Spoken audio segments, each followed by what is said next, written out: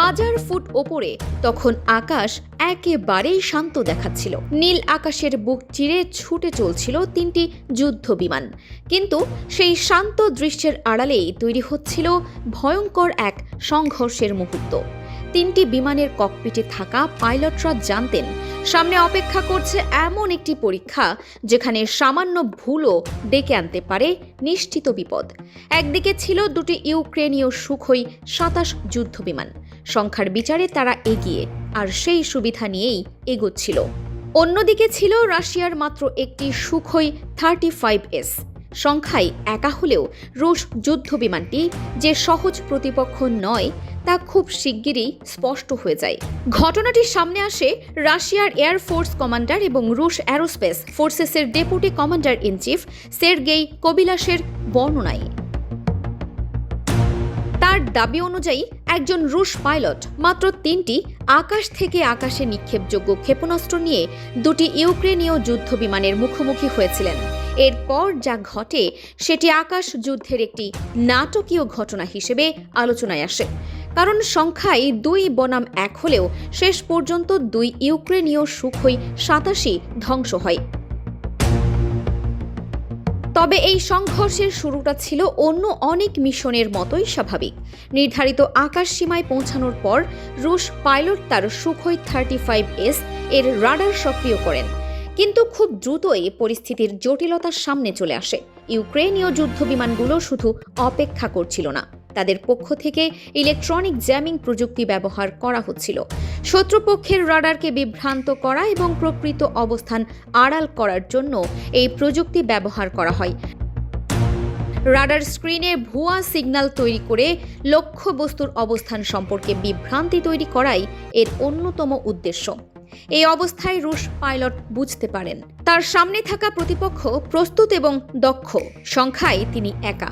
ফলে প্রতিটি সিদ্ধান্ত নিতে হবে অত্যন্ত হিসাব করে, কারণ এই ধরনের পরিস্থিতিতে একটি ভুল সিদ্ধান্তই পুরো মিশনের পরিণতি বদলে দিতে পারে। কিন্তু এখানেই সুখোই 35S এর প্রযুক্তিগত সক্ষমতা গুরুত্বপূর্ণ হয়ে ওঠে। বিমানটির ইরবিস রাডার ব্যবস্থা ইলেকট্রনিক জ্যামিংয়ের মধ্যেও লক্ষ্য শনাক্ত করার সক্ষমতা রাখে বলে দাবি করা হয়। ধীরে ধীরে রুশ পাইলটের রাডার স্ক্রিনে দুটি শত্রু বিমানের অবস্থান স্পষ্ট হতে শুরু করে, আর তখনই শুরু হয় আসল সংঘর্ষ। আকাশ যুদ্ধে শুধু অস্ত্র থাকলেই হয় না, সঠিক অবস্থান নেওয়াটাও সমান গুরুত্বপূর্ণ। যে পাইলট প্রতিপক্ষের তুলনায় ভালো অবস্থানে যেতে পারেন তার আক্রমণের সুযোগ অনেক বেড়ে যায়। ইউক্রেনীয় পাইলটরা নিজেদের সংখ্যাগত সুবিধা কাজে লাগানোর চেষ্টা করছিলেন। লক্ষ্য ছিল রুশ সুখোই 35S-কে ২ দিক থেকে চাপের মধ্যে ফেলা। ২টি বিমান থাকায় তারা একে অপরকে সহায়তা করার সুযোগও পাচ্ছিলেন। কিন্তু রুশ পাইলটও তার বিমানের ম্যানুভারিং ক্ষমতা কাজে লাগাতে শুরু করেন। সুখোই 35S এর অন্যতম আলোচিত বৈশিষ্ট্য হল এর থ্রাস্ট ভেক্টরিং সক্ষমতা। দুটি শক্তিশালী স্যাটার্ন L-41FOS-1 ইঞ্জিনের সাহায্যে বিমানটি এমনভাবে দিক পরিবর্তন করতে পারে যা প্রচলিত যুদ্ধ বিমানের তুলনায় অনেক বেশি নমনীয়তা এনে দেয়। ইঞ্জিনের নজল বিভিন্ন দিকে ঘোরানোর সক্ষমতার কারণে উচ্চ গতিতে দ্রুত বাঁক নেওয়া, হঠাৎ দিক পরিবর্তন করা কিংবা উলম্বভাবে উঠে যাওয়ার মতো চালনা করা সম্ভব হয়। রুশ পাইলট সেই সক্ষমতারই ব্যবহার শুরু করেন। কয়েক মুহূর্তের মধ্যে আকাশে শুরু হয় তীব্র ম্যানুভারিং। একবার একদিকে বাঁক, পরক্ষণেই অন্যদিকে পরিবর্তন, আবার হঠাৎ উচ্চতা বদল। সব মিলিয়ে ইউক্রেনীয় পাইলটদের জন্য পরিস্থিতি জটিল হয়ে ওঠে। সংখ্যায় এগিয়ে থাকা সত্ত্বেও তারা প্রত্যাশিত সুবিধা ধরে রাখতে পারছিলেন না। এক পর্যায়ে রুশ পাইলট একটি সুবিধাজনক অবস্থানে পৌঁছে যান। তার রাডারে প্রথম লক্ষ্য স্পষ্ট হয়ে ওঠে।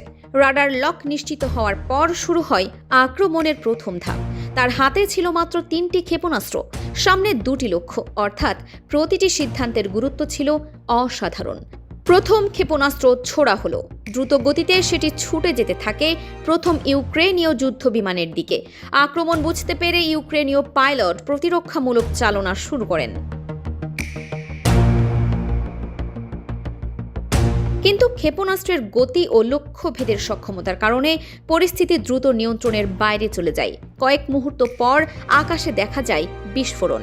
প্রথম সুখোই ২৭ ধ্বংস হয়ে যায়। এখন আকাশে রুশ সুখোই 35S এর সামনে ছিল আরেকটি ইউক্রেনীয় যুদ্ধ বিমান। পরিস্থিতি মুহূর্তেই বদলে যায়। যে দুইটি বিমান একসঙ্গে এগিয়ে এসেছিল তাদের একটি আর নেই। দ্বিতীয় ইউক্রেনীয় পাইলট বুঝতে পারেন এখন তাকে একাই পরিস্থিতি সামলাতে হবে। এই অবস্থায় তিনি দিক পরিবর্তন করে সরে যাওয়ার চেষ্টা করেন, কিন্তু রুশ পাইলট তাকে ছেড়ে দেওয়ার অবস্থায় ছিলেন না। সুখোই 35S এর গতি এবং ম্যানুভারিং সক্ষমতাকে কাজে লাগিয়ে তিনি দ্বিতীয় বিমানটির পিছু নেন। দূরত্ব কমতে থাকে। এরপর দ্বিতীয় ক্ষেপণাস্ত্র ছোড়া হয়। এবার ইউক্রেনীয় পাইলট প্রতিরক্ষার শেষ চেষ্টা করেন। ক্ষেপণাস্ত্রকে বিভ্রান্ত করতে ফ্লেয়ার ও চ্যাফ ব্যবহার করা হয়। কিছুটা সফলতাও আসে। ক্ষেপণাস্ত্রটি সরাসরি লক্ষ্যবস্তুতে আঘাত না করে পাশ দিয়ে বিস্ফোরিত হয়, কিন্তু বিস্ফোরণের শকওয়েভ ও শ্র্যাপনের প্রভাব থেকে বিমানটি পুরোপুরি রক্ষা পায়নি। যুদ্ধ বিমানটি ক্ষতিগ্রস্ত হয়, তবে তখনও সেটি আকাশে ছিল। আর এখানেই পরিস্থিতি আরও কঠিন হয়ে যায় রুশ পাইলটের জন্য। তার হাতে তখন মাত্র একটি ক্ষেপণাস্ত্র। দ্বিতীয় বিমানটি ক্ষতিগ্রস্ত হলেও পুরোপুরি নিষ্ক্রিয় হয়নি, অর্থাৎ যে কোনো মুহূর্তে সেটি পাল্টা আক্রমণের চেষ্টা করতে পারে। ফলে শেষ সুযোগটিও কাজে লাগাতে হবে অত্যন্ত নিখুঁতভাবে। রুশ পাইলট আবারও নিজের বিমানের ম্যানুভারিং ক্ষমতা ব্যবহার করেন। তিনি ধীরে ধীরে এমন একটি অবস্থানে চলে আসেন যেখান থেকে দ্বিতীয় লক্ষ্যবস্তুতে আবার আক্রমণের সুযোগ তৈরি হয়। রাডার লক নিশ্চিত করা হয়। ইনফ্রারেড সেন্সরের মাধ্যমে লক্ষ্যবস্তুর অবস্থানও নিশ্চিত করা হয়। এরপর আসে সেই মুহূর্ত যার জন্য পুরো সংঘর্ষের পরিণতি নির্ধারিত ছিল। তৃতীয় এবং শেষ ক্ষেপণাস্ত্রটি ছুড়ে দেন রুশ পাইলট। এবার আর কোনো সুযোগ ছিল না। ইউক্রেনীয় পাইলট আবারও প্রতিরক্ষামূলক চালনা করার চেষ্টা করেন, কিন্তু শেষ পর্যন্ত সেই চেষ্টা সফল হয়নি। কয়েক সেকেন্ড পর আকাশে দ্বিতীয় বিস্ফোরণ দেখা যায়। দ্বিতীয় সুখোই ২৭ও ভূপাতিত হয়।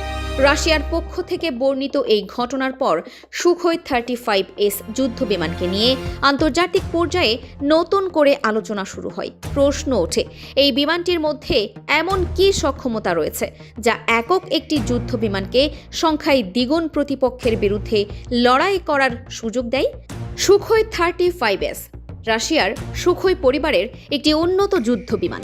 এর নকশার ভিত্তি বিখ্যাত সুখোই ২৭ হলেও পরবর্তী সময়ে এতে যুক্ত করা হয়েছে নানা আধুনিক প্রযুক্তি। রাশিয়া এটিকে চতুর্থ প্রজন্মের প্লাস প্লাস যুদ্ধ বিমান হিসেবে বর্ণনা করে, অর্থাৎ এটি চতুর্থ প্রজন্মের প্ল্যাটফর্ম হলেও এর বেশ কিছু সক্ষমতা পঞ্চম প্রজন্মের যুদ্ধ বিমানের কাছাকাছি বলে দাবি করা হয়। বিমানটির অন্যতম প্রধান বৈশিষ্ট্য থ্রাস্ট ভেক্টরিং প্রযুক্তি। শক্তিশালী দুই ইঞ্জিনের নজল বিভিন্ন দিকে ঘোরানো সম্ভব হওয়ায় বিমানটি আকাশে অত্যন্ত নমনীয়ভাবে চলাচল করতে পারে। দ্রুত বাঁক নেওয়া, দিক পরিবর্তন কিংবা কঠিন পরিস্থিতিতে অবস্থান বদলের ক্ষেত্রে এই প্রযুক্তি গুরুত্বপূর্ণ ভূমিকা রাখে। শুধু ম্যানুভারিং নয়, সুখোই 35S এর রাডার ব্যবস্থাও এর অন্যতম গুরুত্বপূর্ণ দিক। ইরবিস-ই রাডার প্রায় ৪০০ কিলোমিটার দূর থেকে লক্ষ্য শনাক্ত করতে পারে এবং একই সময়ে প্রায় ৩০টি লক্ষ্য ট্র্যাক করার সক্ষমতা রাখে বলে উল্লেখ করা হয়। এর পাশাপাশি রয়েছে ইনফ্রারেড সেন্সিং ব্যবস্থা, যা ইলেকট্রনিক জ্যামিংয়ের পরিস্থিতিতেও লক্ষ্য শনাক্ত করতে সহায়তা করতে পারে। এই প্রযুক্তিগুলোর সমন্বয়ে সুখোই 35S-কে একটি শক্তিশালী যুদ্ধ প্ল্যাটফর্মে পরিণত করেছে বলে রাশিয়ার পক্ষ থেকে দাবি করা হয়। তবে যুদ্ধক্ষেত্রে কোনো ঘটনার পূর্ণ বিবরণ স্বাধীনভাবে যাচাই করা সবসময় সহজ নয়। তাই এই নির্দিষ্ট সংঘর্ষের প্রতিটি দাবি নিয়েও সতর্কতা প্রয়োজন। আন্তর্জাতিক পর্যায়েও সুখোই 35S এর প্রতি আগ্রহ রয়েছে। চীন ইতোমধ্যে 24টি সুখোই 35S কিনেছে এবং সেগুলো দেশটির বিমান বাহিনীতে ব্যবহার করা হচ্ছে। ইরানও এই বিমান কেনার বিষয়টি নিশ্চিত করেছে বলে উল্লেখ করা হয়েছে, যদিও সঠিক সংখ্যা প্রকাশ করা হয়নি। মিশর ও ইন্দোনেশিয়া সহ আরও কয়েকটি দেশ এই যুদ্ধ বিমান কেনার বিষয়ে আগ্রহ দেখিয়েছে। তবে শেষ পর্যন্ত এই ঘটনার সবচেয়ে গুরুত্বপূর্ণ বিষয় শুধু সুখোই 35S এর প্রযুক্তি নয়, একজন দক্ষ পাইলট কিভাবে নিজের বিমানের সক্ষমতাকে কাজে লাগিয়ে প্রতিকূল পরিস্থিতিতে সিদ্ধান্ত নেন সেটিও এখানে বড় ভূমিকা রাখে। সংখ্যায় একা হয়েও রুশ পাইলট যে কৌশল ও প্রযুক্তির সমন্বয় করেছিলেন বলে দাবি করা হয়েছে, সেটি শেষ পর্যন্ত সংঘর্ষের গতিপথ বদলে দেয়। 3টি ক্ষেপণাস্ত্র, 2টি শত্রু যুদ্ধবিমান এবং আকাশে একা একটি সুখোই 35S। এই ঘটনাকে ঘিরে তাই সামরিক মহলে আলোচনা থামেনি, কারণ ঘটনাটি যদি রাশিয়ার বর্ণনা অনুযায়ী সত্য হয়ে থাকে তাহলে এটি শুধু একটি আকাশ যুদ্ধের গল্প নয়, বরং আধুনিক যুদ্ধবিমান, ইলেকট্রনিক যুদ্ধ, রাডার প্রযুক্তি, ম্যানুভারিং সক্ষমতা এবং একজন পাইলটের দক্ষতার সম্মিলিত পরীক্ষার একটি নাটকীয় উদাহরণ। Farhana Nizam, DUB news.